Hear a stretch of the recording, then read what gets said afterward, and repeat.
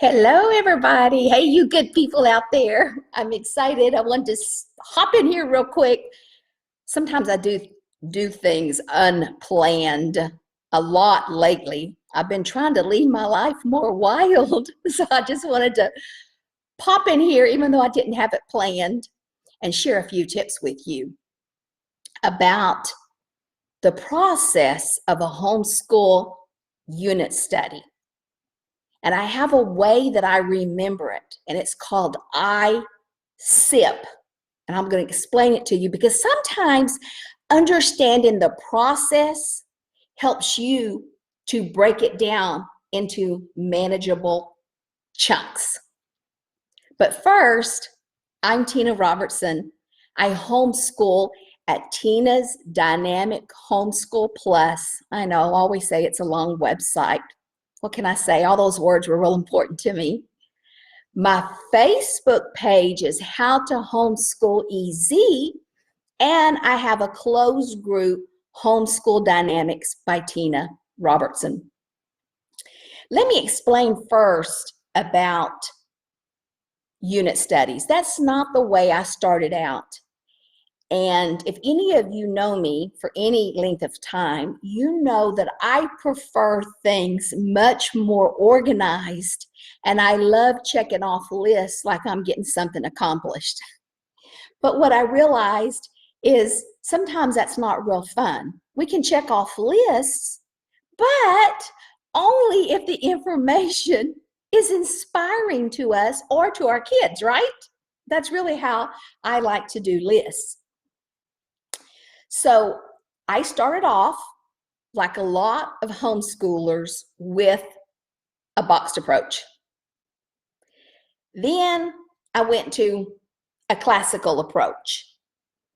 Then you get more relaxed, and then you end up finding out that what you're using isn't necessarily something that your children like. And I had a few that learned like me, but I had two that didn't. So I really needed to implement another way of learning, which is the homeschool unit studies. There's several things I liked about the homeschool unit study approach that worked well with my kids. Sometimes we don't think we like, hey, Pauline, how are you? Sometimes we don't think we like something so loosey-goosey.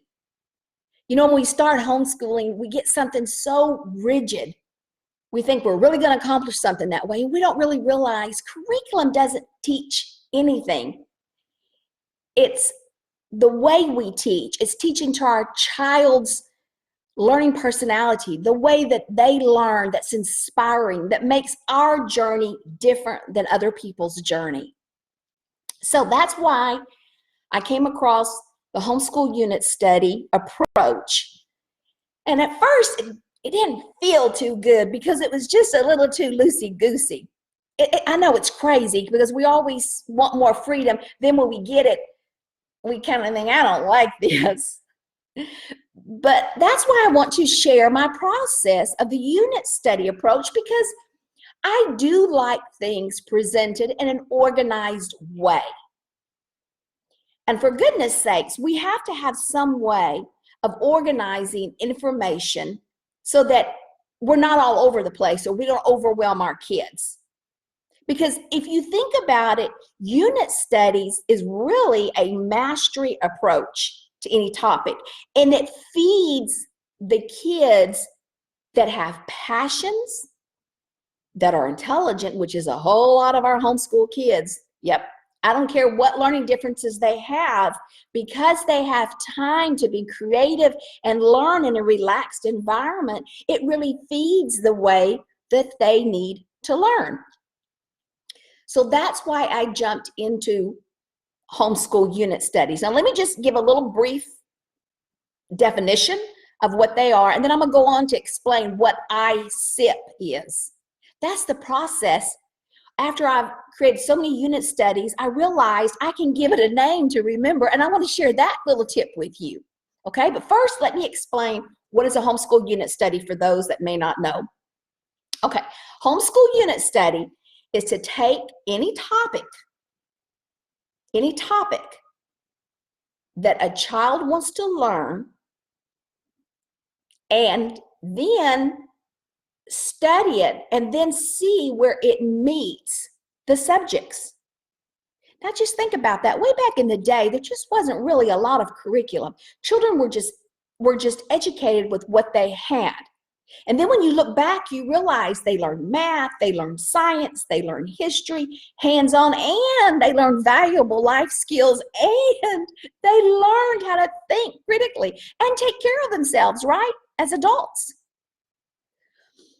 So this is what a unit study does. We take a topic and we dive deep into it with what a child wants to learn. And then we can, from it and all the information we have, we can see that we did language arts, we did writing, we did science, we did history, we did math. It makes sense because it's not disjointed. It doesn't try to give you subjects first and then you try to fit learning in. Have you ever had something like that? You know, where you had a reader and it has nothing to do with the vocabulary words you have for the day, and you're like, okay, we're learning this list of vocabulary words and we're reading this book, and one doesn't have anything to do with the other, right? What sense does that make? So unit studies puts the information in a way that we understand. It unifies is the word I'm looking for. It unifies our body of knowledge. It's really a wonderful way to learn. Okay, to what ISIP stands for, because I do like to talk a lot, and that way I won't get sidetracked off what it is I want you to know today. Okay, here is what it stands for, ISIP. Immersion is the first flow. Now I have other blog posts that will explain more about breaking down some of these steps. This video, I want you to understand how I do it, because I really feel like that equips you when you come to creating your own, because there's so many different avenues we can go, because this is the flow, the process. That's why I've kept it very general. Okay, immersion. Immersion is basically unrestrained exploring. You take a topic. Let me give you an example. Let's talk about the Civil War, the American Civil War. You get a couple of books. Matter of fact, you have a lot of books, and you have them spread all out over your living room, right? Hey, Hillary, how are you doing? You have them all spread out all over your living room, all these books, right? And your kid just loves all, and they go from one book to the next book on this topic because they just really want to learn about this topic. They're really into studying about whatever the topic is. Rainforest, the American Civil War, you're ready. Okay, so you spread these all out over the floor basically, and you just get immersed in them. And what do I mean by that? Well, you just open them up and you start reading. Actually, too, let me tell you one more thing. This first step is where a lot of people quit unit studies because they have so much information, or this is where they overwhelm children. Now, there's two things you're doing in this particular step, this first step on this ISIP, to remember ISIP when you're doing a unit study. And what you're doing, hey, Hillary, what you're doing is you're giving children the time to explore unrestrained. It's like a funnel. It's like a funnel. Think if you're teaching like that. It's real wide up here at the top. Okay, and then it's going to narrow down. That's what ISIP does. It's real wide here at the top. We're throwing in information and we're casting lines, so to speak, because we're seeing which of these topics interest our children. Immersion. How long should it last? It can last a few days. I wouldn't go longer than weeks, because too much information and not narrowing it down makes overwhelm. We don't get anything from it then. Sometimes it's just too much. I've done that before. I've made that mistake. I walk away thinking, what did we learn from that unit study, because we had so much information. There's points I want to make, and I want them to have some big takeaways after we teach them, right? Okay, so immersion. So just think of it like this big funnel. All the books are there. Actually, my suggestion is just do a day or two. Because what you're doing, this is what you're doing. The second thing you're doing is you're finding out which of those topics pique your kids' interest. That's what unit studies is all about. Also, stirring the passion of your children, kindle their love for learning, bring it alive, make them passionate, lifelong learners, thinking outside the box, people. That's what you want to do. Okay, immersion can last anywhere from a few days to weeks, but I wouldn't go weeks. I've done that. Maybe 1 week, if you can take that, because your information is all scattered. Okay, from immersion comes separation. What is separation? Well, what I do during this particular time, we're still learning about this topic. We're still reading our books. We may or may not be doing activities. I don't really do a lot of activities. We're just reading during this, basically these first 2 steps. I don't do the activities until I get to the investigation and the personalization. That's what the other I and the P stand for out of ISIP. Okay, so what am I doing on separation? What I'm doing is I'm taking an interest in the subtopics that they're interested in. Okay, so we have the American Civil War. Okay, I had all boys. Guess what? They're not that interested in the fashion of it. Girls would be. And they may or may not be interested in recipes. I had one that was. He likes to cook. The others could care less. They didn't really want to talk about recipes or food at the time. They were more interested in the battle strategy and the geography and the uniforms and how they did it and those other things that they were interested in. But see, from that immersion, I've narrowed down now to the separation. The separation then, on my unit study planner, I have them as subtopics. Now you pick subtopics. Hey, Hillary. Yeah, short unit studies, right. 1 day, exactly, 1 day works. Exactly. You can go through this process actually in 1 day. Now, if you want to do a lengthy one, what the process I'm telling you actually works for a lengthy one, but 1 day works perfect in going through one as well too. And then like you said, the focus sometimes just isn't there. Too much is not good either. We don't want to overwhelm our kids and they're just like, have the glazed look, oh, I don't know what we've learned. That doesn't taste good. Overstuffing even of good food just does not taste good, right? Okay, so separation, it stands for subtopics. You can actually do immersion and separation like in 1 day, a few hours, because once you've cast your line out there, when I mean cast your line, you're throwing lures out there and you're like, what is my kid interested in? Okay, so then the second thing you do on that separation is you also think about S for separation, think about the subjects. Some of us live in states where we have to meet standards. So what subjects, what scope and sequence do you have to meet? So then you pick out 4 or 5 subtopics that you're going to narrow in on from your unit study, that separation. Then you're going to go to investigation and personalization. Now, investigation and personalization, that's where we actually spend the majority of our time, because investigation is the actual work that we do on the unit studies. That's where we do hands-on.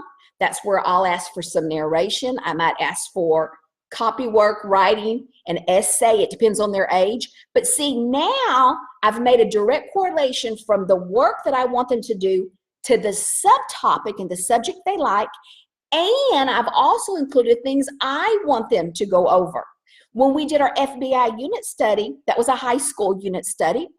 My son wanted to do it on the FBI, obviously, okay? So that I was fine with that. But I also knew one of the subtopics was going to have to be about Russia, because he hadn't really had a lot of that kind of history. And I thought he needs some introduction to that. We're in high school. We need to cover some about Russian history and focus a little bit more too on European history. So I folded that in as a subtopic with the other ones he wanted to do. So really, you don't want to get more than just about 4 or 5 subtopics. Hey, Jen, good to see you. Good to have you here. Okay, immersion, our wide funnel, separation, we separate it down. It can happen within hours. Once you find out, you've cast your line, you reel in the subtopics, you write them down 4 or 5 quickly. Then investigation is where you spend a majority of your time. Okay, and when I mean investigate, That is your actual doing the unit study. Now you're reading. Now you're keeping a notebook. Now you may want to do a lap book. Now you may not want to do any of that. It depends on your child and how your child learns. If they learn best by reading, you're doing a lot of reading. If they learn best by hands-on, then you're doing a lot of hands-on. They can also do PowerPoint. They can practice some of their techie skills. Let them create animations, all those things. What does this unit study topic lend itself well to my child doing hands-on? And here's the other thing. Some children, like I was explaining earlier, they're just not that hands-on. They want to do a little more reading and then just be done with it. That you certainly can do a unit study that way. I always encourage hands-on because I like a child to take in information through all the learning modalities. Learning modalities, that's sight, it's hearing, it's body movement. And some kids, they don't want to move their body.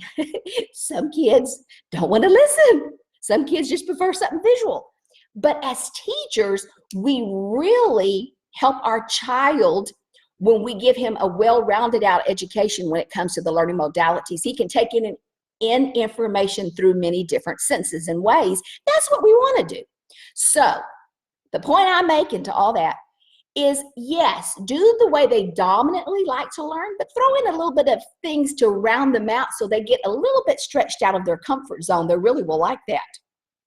Okay, investigation means that's the time where we spend a huge amount on the unit study. We're talking weeks, and the personalization. Now, the personalization, it's a little bit like the investigation, but not really, and this is why. The personalization has to do with each child, because in a unit study, we could have a high school, we could have a preschool, kindergarten. They're obviously going to have different interests. So now what we've done is we've taken our wide funnel. Remember, we start with immersion. It's like that funnel, and we've narrowed down the neck, and we've come down real narrow to the needs of the child. A high school, like when we had the rainforest, yep, he had to do an essay. The younger one was working on sight words. So now we've narrowed down, that's personalization. Our investigation and personalization is where we did spend a majority of our time at. So this whole process, this is the whole process for a unit study.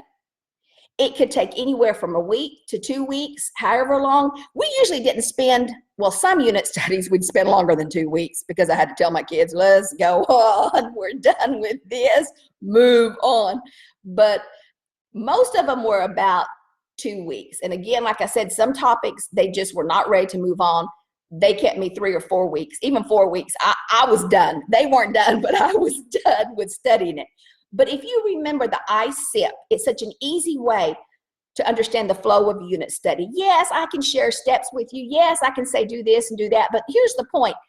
It's better for you to understand the flow because you can use anything when it comes to unit study. You can use a life experience.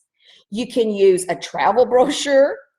The easiest is using a book, using a good book, because from the book you can have vocabulary words. It's easy to make a language arts connection. Now, I will tell you this, you don't always have to try to fit every subject into a unit study. Some of them just don't fit. And I don't force a fit.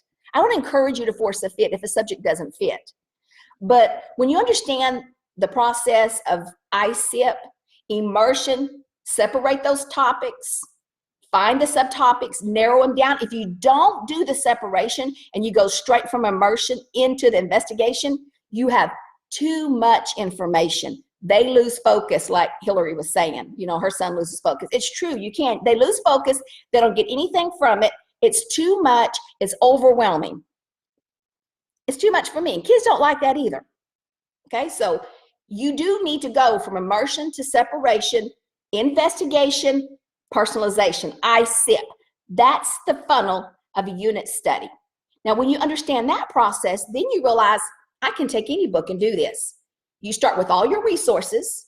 Even your resources, you narrow down to one. I did mention that earlier, and I do want to mention that. You want to narrow down to one main spine.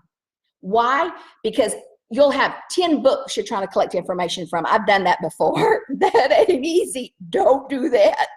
So use one main spine. Now, sure, these other books and resources you have, you can fold them in and you can use them, but that one main spine is what you want to be your framework. That's what you're constantly looking at. It's guiding you through your unit study.